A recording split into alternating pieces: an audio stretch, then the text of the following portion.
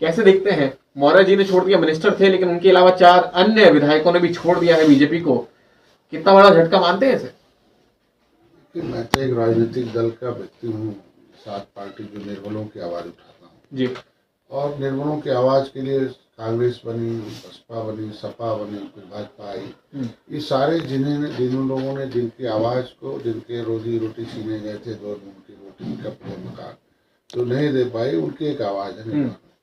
वो जो भी इसको अगर पिछली सरकारें दी होती तो शायद हमें पार्टी बनाने की जरूरत नहीं पड़ती। लेकिन अब फिर इतने सारे अगर पिछड़े जो नेता हैं वो अगर जा रहे हैं समाजवादी पार्टी में, तो सवाल तो उठता है क्या रहा कि अब क्या लग रहा है कि समाजवादी सरकार बनाने वाली है, इसलिए शायद उसमें शिफ्ट हो रहे हैं? क्योंकि इकलौता मौर्य जी इकलौता नाम नहीं है, प्रजापति भी चले गए, सख्या जी भी चले गए, वर्मा जी भी चले गए। कैसे समझते हैं सर इन सब चीजों? क्या इन लोगों ने कभी अपने समाज के लिए आंदोलन किया? कभी सड़क पर लाए, कभी उनका एक सम्मेलन किया, कभी उनके लिए कुछ किताबें लिखे, कोई वर्कशॉप लिखा कि तुम लोग आओ, जो है कहते हैं history the mother of politics, movement is the father of politics. अगर क्या कोई मूवमेंट चलाया और समाज अगर एक वोट किसी नेता के पॉकेट में होता तो पार्टी क्यों बनानी पड़ती?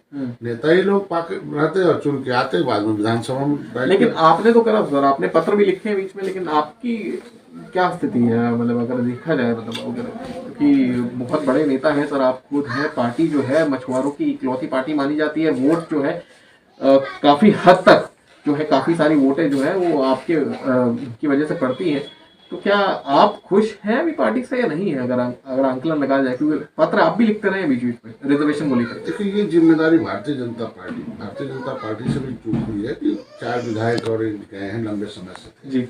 भारतीय जनता पार्टी एक बड़ा दल है, बड़े भाई हैं, इनकी जिम्मेदारी बनती है कि छोटे दलों के और भी विधायक हों, मंत्री हों या जो भी संगठन के लोग हों, उनकी समस्याओं को सुने और यथासंभव वो भी उसके होने लायक है वो। अगर सामूहिक, अगर सामाजिक समस्या है तो निश्चित रूप से सुना चाहिए। जैसे हमारी सामाजिक समस्या है कि हमारा नाम ऑलरेडी, जैसे कल आरजीआई में बैठक हुई, आरजीआई के registrar general of census of India, मैंने उनसे कहा कि 70 लाख थे 1961 में, हमें 2011 में 3000 कर दिया मारते कलम से। उन्होंने कहा गांव के लोगों ने नहीं मझवार बोला होगा इसलिए गिनती में घटते गए। हमने कहा पिछले आंकड़े जब दस्तखत होता है तो नोटिफिकेशन होता है, तो नोटिफिकेशन तो सरकार के मंत्री के पास जाता है, अधिकारी के पास आता है, फिर नोटिफिकेशन होता है ना। कोई जाति कम होती जा रही है तो कभी तो उसकी इंक्वायरी आप कराए कि नहीं कराए? कम से कम आपकी जिम्मेदारी, ये सेंसस इसीलिए होता है कि किसका कितनी संख्या बढ़ रही है, उसकी हिस्सेदारी सुनिश्चित की जाए। तो आज के दिन में वो कोर्ट से इतने डरे हुए हैं कि यहाँ न्यायालय में फंस जाए वहाँ।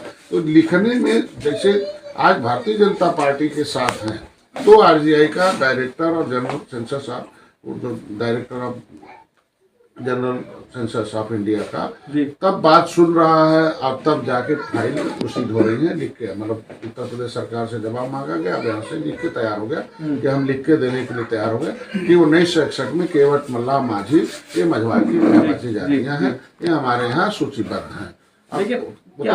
लेकिन मेरा एक वो सवाल अभी भी रहेगा सर, क्या आप खुश हैं बीजेपी से? क्योंकि लगातार जितने भी अलायंस मेंबर्स हैं वो ना खुश हैं या फिर दिखा रहे हैं कि कम से कम बीजेपी को कुछ और करना चाहिए था पिछले 5 साल में, अपनी जो चाहत थी जो काफी सारी अन्य पार्टियों की, वो नहीं लागू हो पाए। तो एक रीजन वो भी जो है वो रहेगा सामने। मैं 2 साल से भारतीय जनता पार्टी के साथ हूँ और 1 साल से कोरोना था जी, और जब से कोरोना खत्म हुआ मैं लगातार अपने सामाजिक मुद्दों को उठा रहा हूँ जी। आज के दिन में कोई भी वकील जो होता है जज के सामने अपनी वकालत करता है। भारतीय जनता पार्टी केंद्र और राज्य में जज की स्थिति में है और उन्हें से उम्मीद की जा सकती है। बाकी जो रिटायर्ड जज हैं, जो पहले जज की कुर्सी थे और उनको समाज ने उतार के हटा दिया, जब उन्होंने कुर्सी थे, बहन जी ने उल्टा कलम चलाया, इन्होंने भी उल्टा कलम चलाया। आखिर हम लोग आरक्षण की आवाज उठा रहे थे उत्तर प्रदेश में, गोरखपुर में रेल ट्रैक आंदोलन, तो रेल तो केंद्र का होता ना, तो गोली पुलिस ने क्यों चलाई?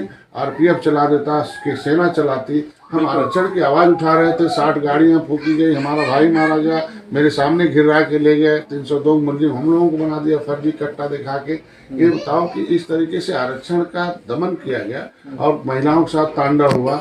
जब माननीय विशंबर जी दिल्ली में आवाज उठाते हैं और सारे सपा के सांसद बाहर वॉकआउट कर देते हैं, सपा के बसपा के सहयोग के केंद्र की सरकार चलती है, 66 समूह अनुसूचित जातियों में सबका हिस्सा खाली हाथी लूट रही है, 27 समूह है खाली एक साइकिल वाले उस पर कब्जा किए हैं। तो आज के दिन में जब ये आते हैं तो जैसा सारे अधिकारी, मतलब एक भी दरोगा, एक भी सिपाही हम लोगों का नहीं है, एक भी किसी विभाग में।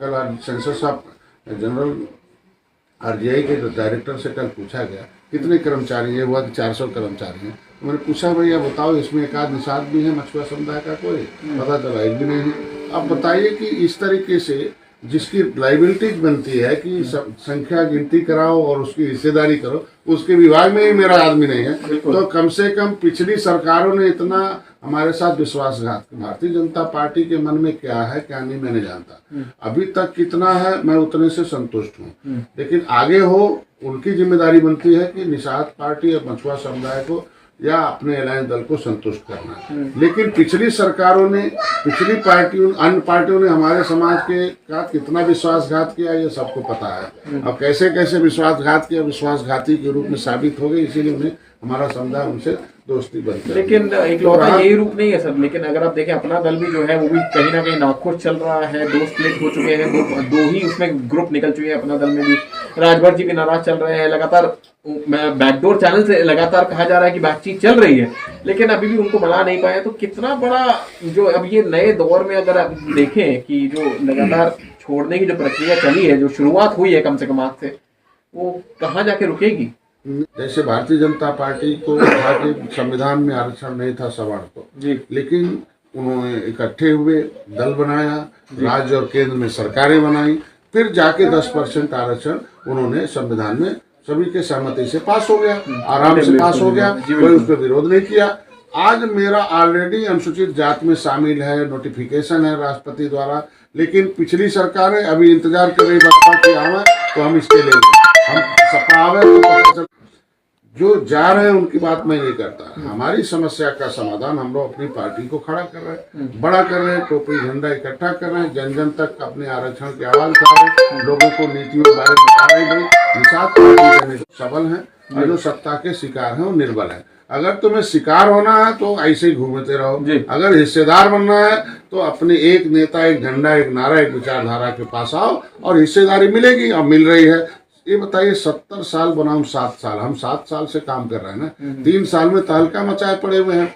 आप देखिए ना, 2014 में आए लड़े, 2017 में लड़े, 2018 में लड़े, 2019 में लड़े, आज के दिन में मोदी के साथ खड़े हुए। बहुत बड़ा गठबंधन था 2017 का, सपा और कांग्रेस की गठबंधन थी ना 2017 में। हम चुनाव लड़ गए पीस पार्टी के साथ, 4000-3000 वोट से खत्म हो गया, हम 40,000 50,000 वोट पाए हम एक जगह पर, एक मेरा विधायक हुआ। 2019 में बड़ा गठबंधन था बसपा सपा का, जो 30 साल से सरकारें थी, बिल्कुल, लेकिन मैं मोदी जी के साथ खड़ा हो गया तो 40 सीटें जीत इसलिए दिया कि हमारे समस्याओं का समाधान, हमारी समस्या का समाधान 70 साल से 70 गुना उलझा दिया। जैसे आप